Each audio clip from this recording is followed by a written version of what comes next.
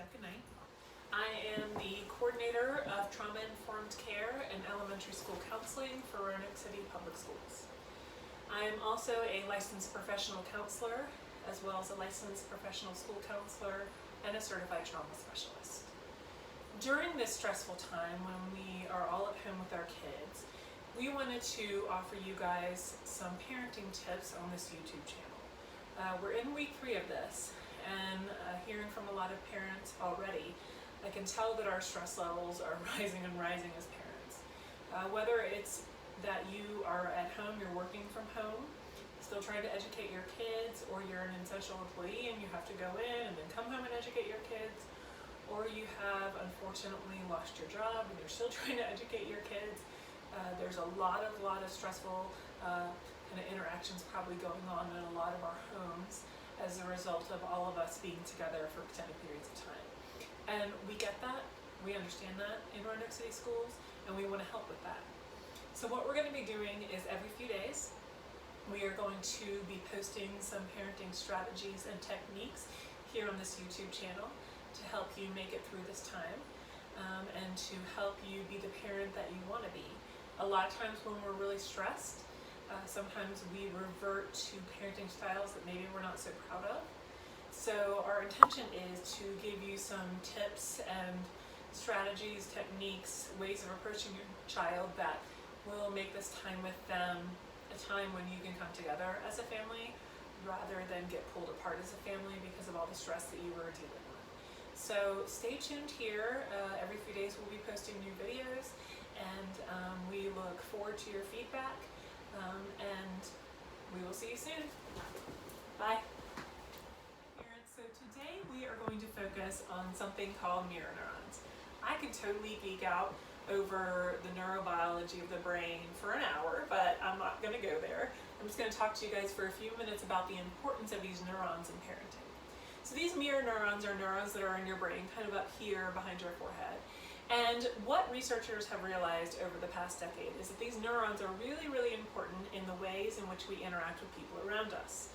These neurons actually cause us to mirror the behaviors and the emotions or feelings of people that we are interacting with. So for instance, if I'm interacting with a boss, for instance, who's really, really angry with me, it's going to make me feel angry. If I'm interacting with a student who's really sad, it's going to make me feel sad. This is a biological response that we all have, regardless of the situation. Most of you guys have experienced your mirror neurons when you have an overwhelming emotion in response to the emotion of somebody that's in the room with you. And this comes into play a lot in parenting. For instance, if your kid, especially during this really stressful time, is getting overwhelmed and stressed out, and you're around them a lot, you're going to start feeling really overwhelmed and stressed out. Another good example of mirror neurons is yawning. When somebody yawns, we automatically yawn. That's mirror neurons. Another good example is if we walk into a room and there's a bunch of people laughing over in the corner, and then we start to feel joy, although we have no idea what they're laughing about. So mirror neurons are this biological response to the people and the environment around us. So let's say that your child during this time is getting really stressed out, and they have expressed some of their stress through anger towards you. And they're lashing out at you, maybe saying some unkind things.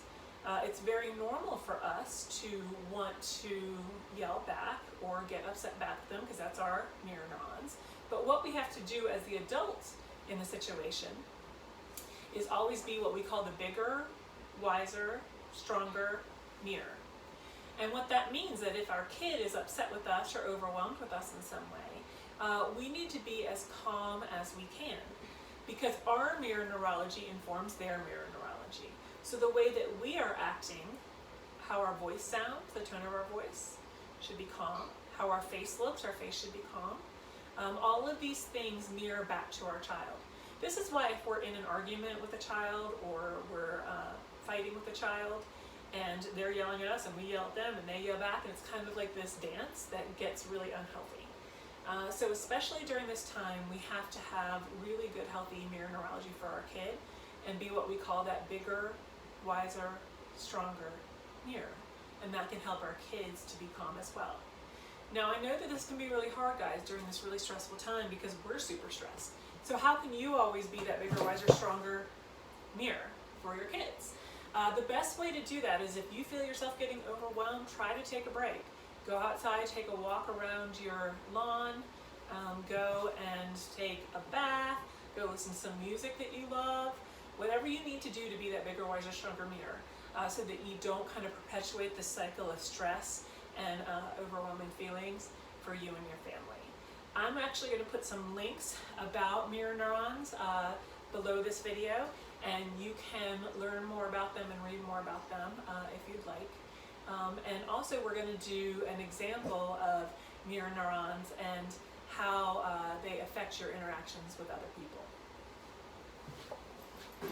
Okay, so this here's my son, and what we're going to do is we are going to do an example of mirror neurons and what they look like in a situation that's a healthy situation and then an unhealthy situation. So what I'm going to do is I'm going to ask my son here, Sullivan, to just talk to me like he normally talks to me. Why don't you tell me, Sullivan, about some things that you really enjoy? Okay, well, I enjoy pranking people on April Fool's Day. April Fool's Day. Which is today. Just today. And I also like painting and talking with my friends and listening to music on the bus. Yeah, okay, so those are some of the Yes. things that you really enjoy.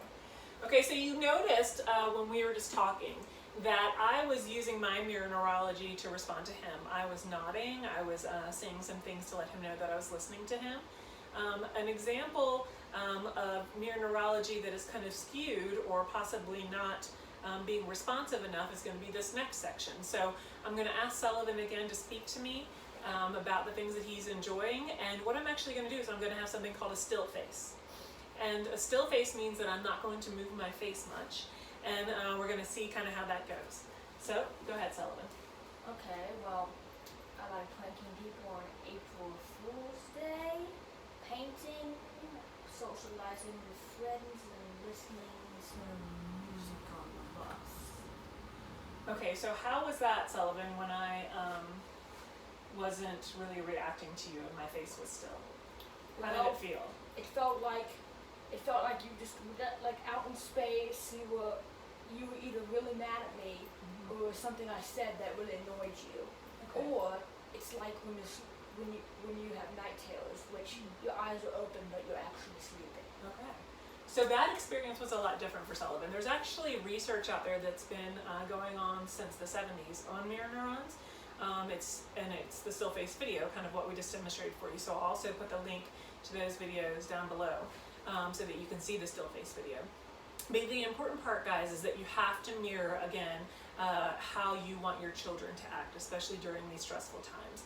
And you being overwhelmed and yelling and getting really stressed out is only going to make your kids more stressed out. They don't have the ability to control their mirror neurology as well as we can.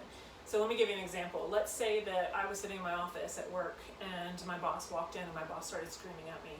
Our natural response under those circumstances would be that we would start to feel maybe warm, our muscles would get tense, we would start to feel angry, and that's because our boss is yelling at us. So we are mirroring his angry emotions. The thing is that I know I can't yell back at my boss. So I, as an adult, have learned ways to keep my mirror neurons in check. So I can calm myself down, okay, and respond to my boss in a respectful way, even though he's not being respectful to me. But the only reason I can do that with my mirror neurons, guys, is because I'm an adult. And I've had years and years of practice of being calm when people are not calm. It's very different for kids. Their mirror neurology is just as sensitive as ours, and they don't have the coping skills to be able to be that calm when somebody is being overwhelming with them. So watch the videos and read the links below for more information about mirror neurons, and try to start being that bigger, wiser, stronger mirror for your kids. Thanks, guys.